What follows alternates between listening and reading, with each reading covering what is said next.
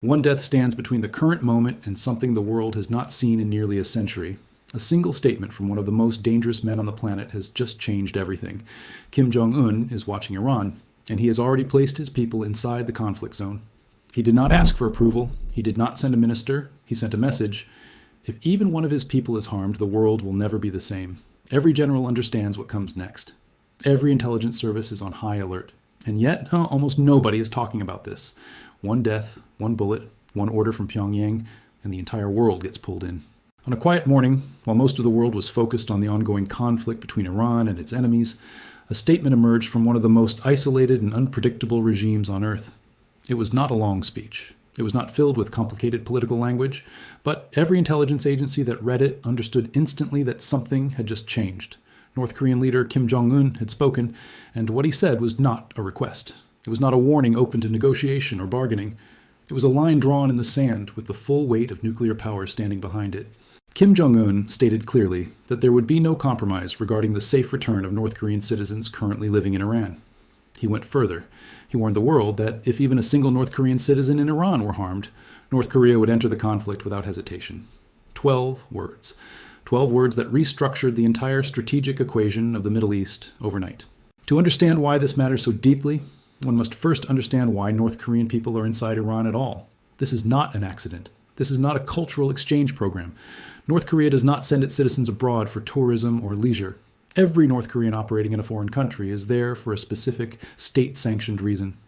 In Iran's case, analysts and intelligence sources have long tracked the presence of North Korean technical advisors, weapons engineers, and military cooperation personnel working directly within Iranian military infrastructure. The connection between Pyongyang and Tehran is not new. It is decades old. It is built on a foundation of mutual necessity. Iran needs advanced weapons technology, ballistic missile expertise, and military engineering that Western sanctions have made impossible to acquire through conventional routes. North Korea needs hard currency, oil, and a reliable partner that operates entirely outside the Western-dominated financial system. They found each other, and over the years, that relationship has grown into something far more significant than most Western analysts have been willing to publicly acknowledge. What Kim Jong Un's statement did was not simply issue a warning. It confirmed, in the most official and public way possible, that North Korean personnel are embedded within Iran's military apparatus right now during an active conflict. This is not a peacetime arrangement being discussed through back channels.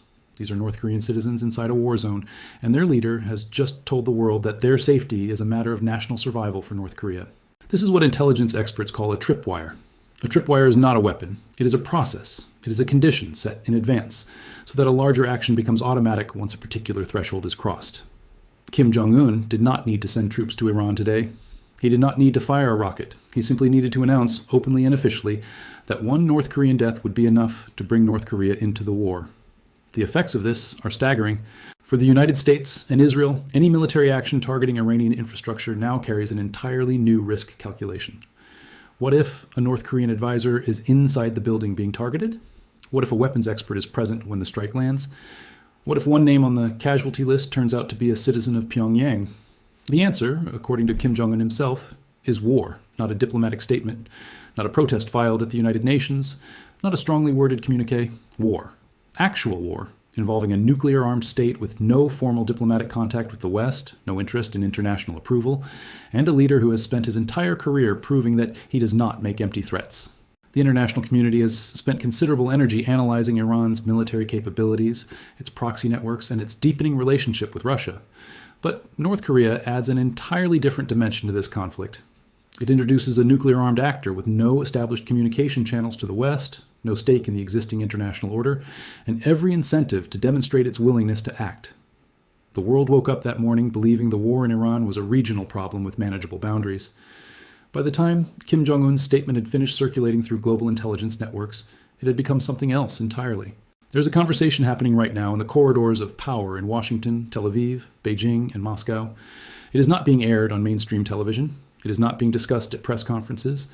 It is the kind of conversation that takes place behind closed doors in secured rooms between people who understand that what they are dealing with is no longer a regional conflict with containable consequences. The discussion is about an alliance that the Western world spent years dismissing as insignificant. They were wrong. The connection between Russia, China, North Korea, and Iran is not a modern invention born from recent sanctions or political convenience. It is a carefully built architecture of mutual survival. Each country in this alignment has something the others need. Each is operating under the same fundamental pressure, the pressure of Western economic and military dominance that they collectively seek to dismantle. Russia offers legitimacy, military doctrine, and a land bridge of influence stretching across Eurasia. China offers financial infrastructure, manufacturing capacity, and the economic weight to absorb Western sanctions without collapsing. Iran offers geography, sitting at the crossroads of the Middle East, controlling the Strait of Hormuz, the single most critical energy choke point on the planet. And North Korea offers something that none of the others can replicate with the same efficiency. North Korea provides weapons at scale, without questions, without conditions. This is not guesswork. This is documented. Artillery shells from North Korean factories have been recovered on Ukrainian battlefields. Ballistic missile components carrying North Korean engineering signatures have been analyzed by Western intelligence agencies and reported publicly. The transfer of military technology between Pyongyang and Tehran has been watched, sanctioned, and condemned for years. And it continued anyway, because sanctions mean nothing to a country that has already been fully sanctioned for decades. What Kim Jong Un's statement revealed was not just a warning about his citizens.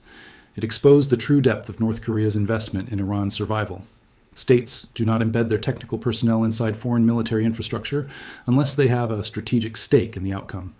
North Korea does not operate on sentiment. It does not send its people into war zones out of friendship or ideology.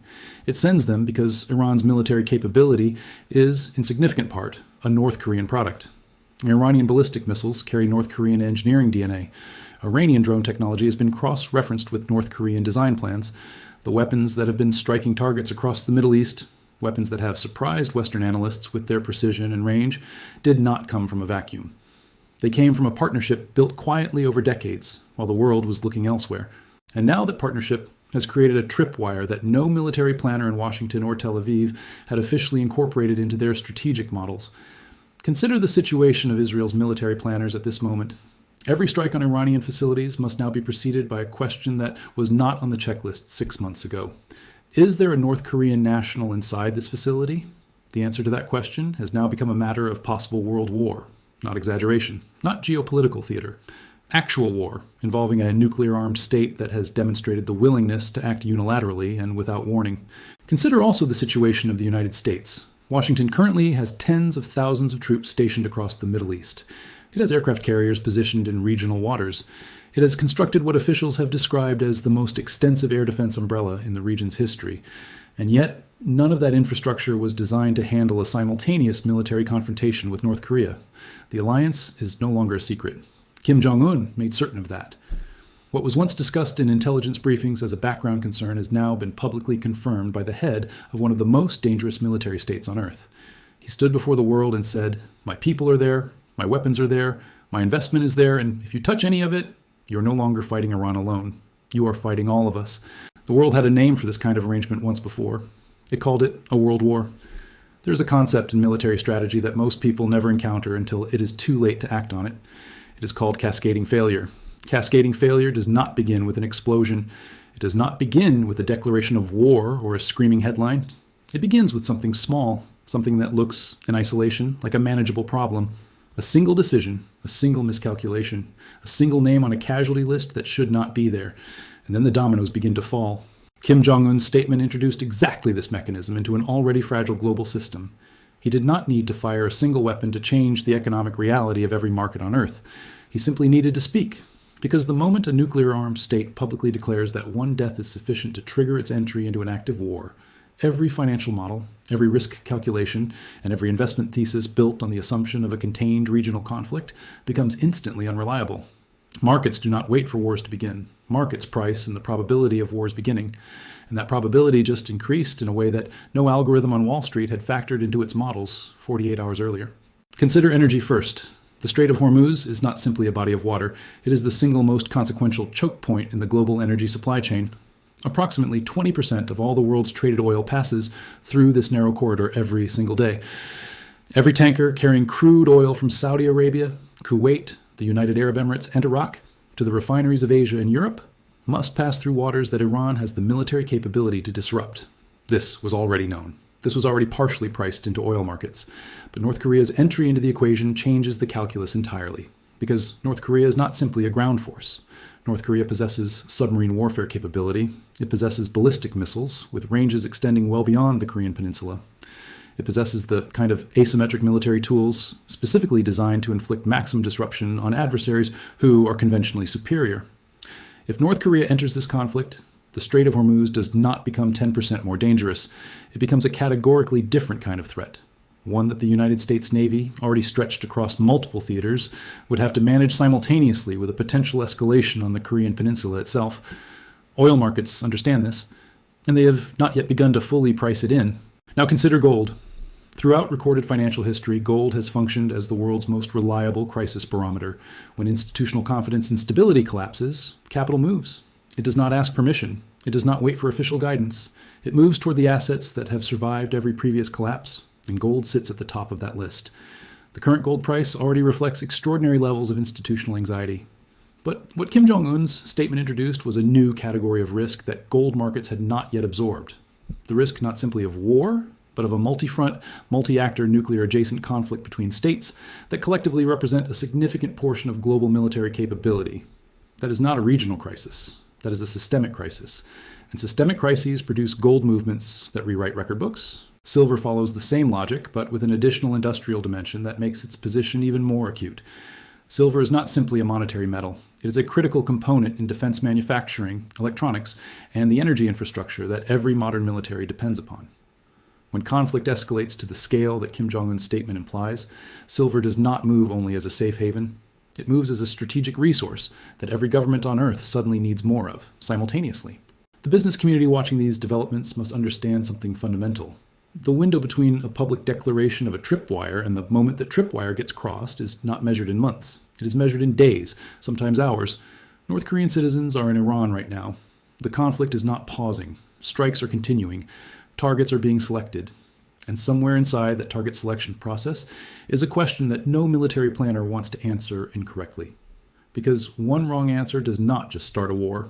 It starts the kind of war that restructures the entire global economic order. And the clock is already running.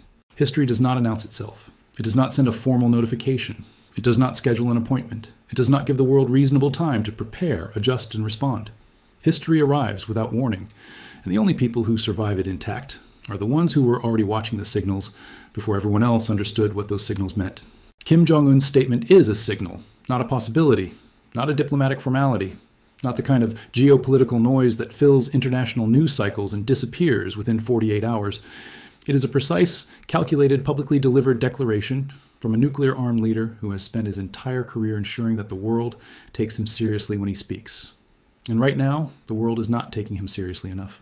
The current timeline of escalation is not theoretical, it is operational. North Korean citizens are physically present inside Iran at this moment. The conflict is active. Strikes are continuing. The pace of military operations in the region has not slowed, it has accelerated. Every hour that passes without a North Korean casualty is not evidence that the crisis is contained.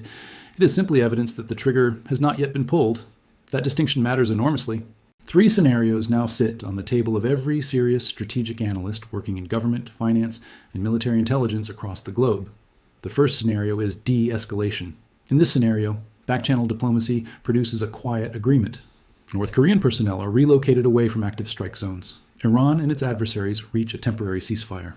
Kim Jong Un's statement is allowed to fade into the background as a reminder of how close the world came to something catastrophic. Markets stabilize. Oil retreats from its elevated levels. Gold and silver pull back from their crisis premiums. The world exhales. This scenario is possible, but it requires a level of coordinated diplomatic competence from multiple hostile actors simultaneously.